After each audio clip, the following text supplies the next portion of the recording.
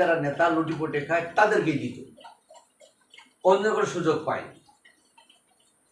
বিধবা ভাতা কার্ড যেভাবে অতীতে যারা যেভাবে তাদেরকে দিত, তার সেই নেতারা এখনো সেই কর্তৃপক্ষ এখনো পাল্টায়। স্বাস্থ্য বিভাগে যারা কাজ করতো যেভাবে, সেভাবেই চলছে বলে আমরা এখন মনে করছি।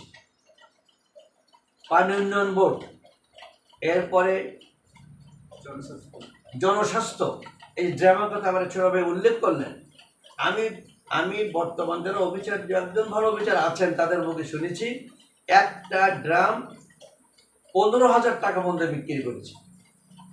বিক্রি করে অতীতের যারা নির্বাচন করেছে উপজেলা পরিষদের, শুনেছি ড্রাম বিক্রি করেই নির্বাচনটা করেছে, তারাই তাদের মধ্যে আমি শুনেছি।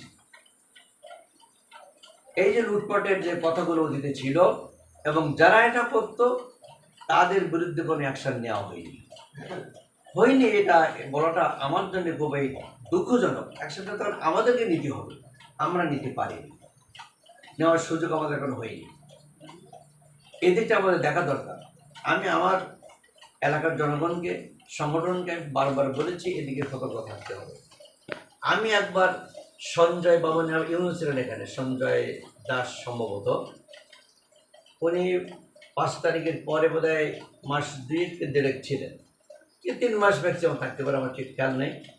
ওনাকে আমি বলেছিলাম এবং পরবর্তী যিনি আসলেন নির্বাহী কর্মকর্তা হিসেবে তাকেও আমি বলেছি যে 5 তারিখের আগে আপনার বিভাগীয় যে অফিসারগুলো ছিল, প্রায় 19টা বিভাগ উপজেলা ভিত্তিক থাকে, 20-20টা থাকতে পারে, তারা যে কাজগুলো করেছে 5 তারিখের পরে সেভাবে কাজ করা বোধহয় উচিত হবে না।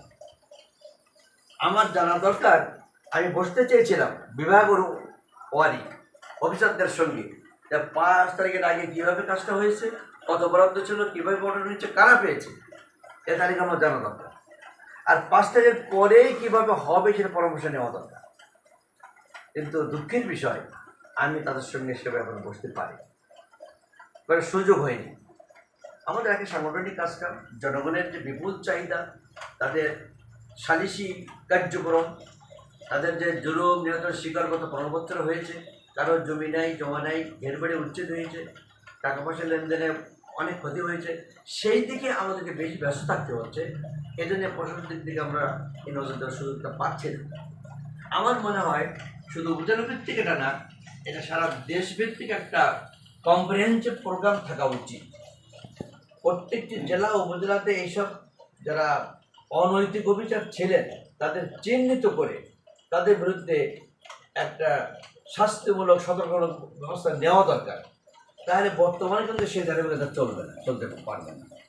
তাই এটা আমি তার সঙ্গে বেশ কিছু একমত পোষণ করে বলছি, এখনও সেই ধারাবাহিকতার কিছু রেস চলছে, যদিও তারা মুখোশ পাল্টে বর্তমান যারা আমরা আছি আমাদের সঙ্গে মিলিমিশে করার চেষ্টা তারা করছে, কিন্তু আসলে তাদের মন মানসিকতার দিকে অনেক ত্রুটি আমি লক্ষ্য করি। এদিকে আমাদের দেখা দরকার। যদি জনগণকে আমরা কিছু করতে চাই, দিতে চাই, প্রশাসনকে স্বচ্ছতায় আনতে চাই, এটা আমাদের দেখা দরকার বলে আমি মনে করি। সকলকে অনেক ধন্যবাদ।